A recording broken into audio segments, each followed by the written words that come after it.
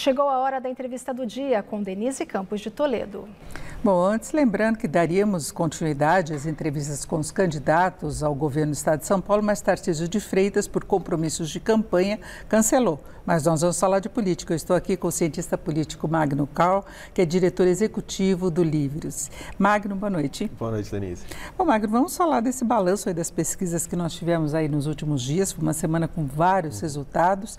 Nós tivemos uma recuperação de Bolsonaro. Lula conseguiu reagir em algumas pesquisas, mas parece ter um certo teto. Eu queria saber o que você acha que está interferindo nessa mudança, que ainda não é tão relevante assim, mas tem Auxílio Brasil, tem campanha, se fala do Janones, redes sociais do Lula. O que você acha que está mexendo com o humor aí do eleitorado? Em primeiro lugar, eu acho que as pessoas estão começando a pensar um pouco mais nas eleições. A gente está já razoavelmente próximo das eleições, faltam menos de 45 dias para as eleições, então as pessoas começaram a pensar um pouco mais. Junto a isso, as notícias estão aumentando em volume nas redes de televisão, nos jornais, e também começamos a ter algumas ações do governo, principalmente o Auxílio Brasil. O Auxílio Brasil, neste momento, é capitalizado principalmente para o governo Jair Bolsonaro. No entanto, a oposição que votou em favor da PEC Kamikaze, que viabilizou o Auxílio Brasil, também pode dizer que contribuiu com tudo isso. O que está realmente vindo à tona nesse momento é um pouquinho mais das pessoas definindo os seus candidatos. No Datafolha, se não me engano, que saiu anteontem, a gente tem 75% dos eleitores dizendo que para a eleição presidencial já decidiram os seus candidatos.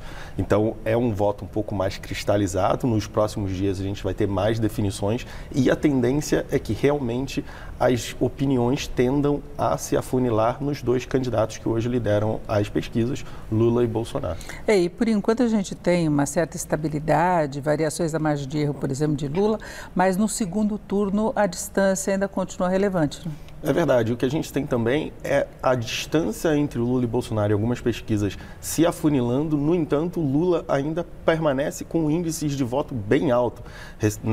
Do Datafolha, por exemplo, 47%, que daria, em tese, em votos válidos, a vitória a Lula já no primeiro turno. Então, a gente tem que observar esses dois movimentos. Mesmo que a distância passe a se afunilar, a gente precisa ver qual a distância em votos válidos que, de acordo com as pesquisas, o líder das pesquisas estaria. Então, a gente pode acabar tendo, dado o esvaziamento das outras campanhas e a concentração já de voto útil no primeiro turno em Lula e Bolsonaro, ver qual é a distância não apenas entre eles, mas a distância de um deles para uma possível vitória já no primeiro turno. Agora a gente fala da terceira via, agora a gente vê os principais candidatos que quebrariam essa polarização muito estacionados nas pesquisas. Eles ainda apostam muito no início da campanha para valer, principalmente em rádio e TV.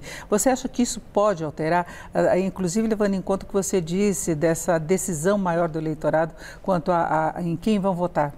Eu acho que é muito complicado que isso aconteça. Em primeiro lugar, porque a campanha por si foi muito espremida. Já nas últimas eleições, o período de campanha fica em mais ou menos 5 ou 6 semanas, o que é muito pouco para se construir praticamente do zero uma alternativa a dois candidatos que têm muita inserção na mídia e são muito conhecidos por serem presidente e ex-presidente. Eu acho que o recado para as terceiras vias e para as alternativas a Lula e Bolsonaro é que campanhas e candidaturas se constroem ao longo do tempo, que precisam se construir ao longo de 4 anos, ao longo de 6 anos, não apenas em 6 meses. Então, é provável que neste ano a gente continue a ter a polarização entre Lula e Bolsonaro, mas para esses candidatos que têm dificuldade de se viabilizar hoje junto ao eleitorado, fica a sugestão para o próximo ciclo eleitoral. O trabalho precisa ser feito de 4 anos, precisa se construir uma alternativa ao invés de só aparecer poucos meses antes da eleição. Mas o Ciro vem de outras eleições e ele também não consegue sair daquela faixa de 6, 7% de intenção de voto. Eu queria saber se você considera a possibilidade,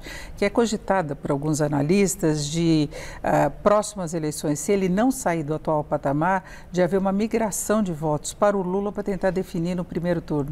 É bastante considerável essa migração, não só de eleitores dali do centro para a esquerda, mas também de eleitores de centro para a direita. O centro para a esquerda migrando para Lula e centro para a direita migrando para Bolsonaro. Ciro Gomes tem uma dificuldade bem específica porque Lula é um candidato muito conhecido, muito popular e atua no mesmo campo político-ideológico de Ciro Gomes. Então, sem Lula ou sem essa força do PT, fica realmente muito difícil para Ciro Gomes se viabilizar enquanto candidato.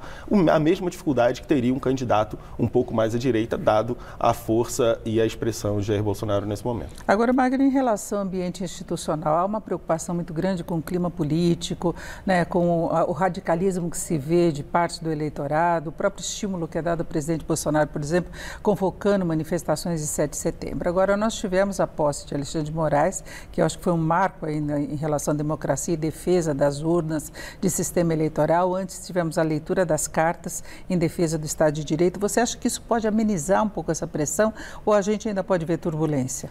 Acho que a gente pode ver alguma turbulência. Eu não acho que as inúmeras falas de Bolsonaro a respeito das urnas eletrônicas seja por nada. Eu não acho que Bolsonaro, se for derrotado ou se ganhar por pouco, vá seguir a vida como se nada tivesse acontecido, dado que em episódios anteriores, mesmo na eleição que ele foi vitorioso, ele reclamou, disse que houve fraude. Então, eu imagino que haverá manifestações de Bolsonaro e de seu campo político em relação às urnas eletrônicas e apuração. No entanto, eu vejo que isso, fora do bolsonarismo e do ciclo mais imediato do bolsonarismo, isso tem muito pouca reverberação, muito pouca adesão na sociedade. Então, a gente pode ter declarações, a gente pode ter manifestações que, infelizmente, hoje vêm do presidente da República, mas na sociedade como um todo, acho que há muito pouca chance dessas manifestações e dessas atuações contra a democracia encontrarem eco e encontrar força em outros segmentos da sociedade. Agora, Magri, com relação ao mapeamento político do país, as eleições para governadores,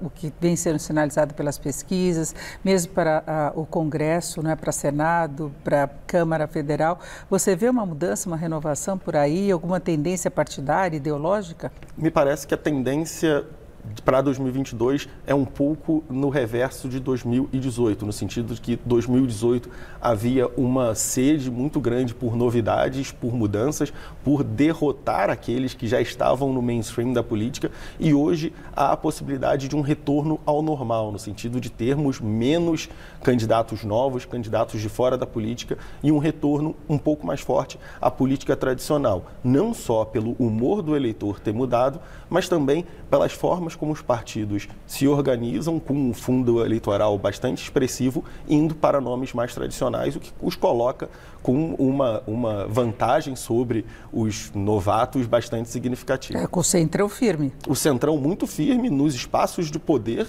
né, vindo de uma aliança bastante bem sucedida com o executivo e com muito dinheiro para gastar em campanha. E isso fortalece quem já está no centro da política e coloca uma barreira bastante grande para quem quer ser renovação. E isso, somado com o humor do eleitor, que já teve um pouco de aventura e novidade em 2018, me parece que a tendência seja um retorno a uma política mais tradicional, com o centrão sendo um ator principal, seja quem for o próximo presidente da República. É isso, ouvimos o Magno Caulca, cientista político e diretor executivo do Livres. Magno, muito obrigado, uma boa noite. Obrigado, Denise, boa noite. Com vocês.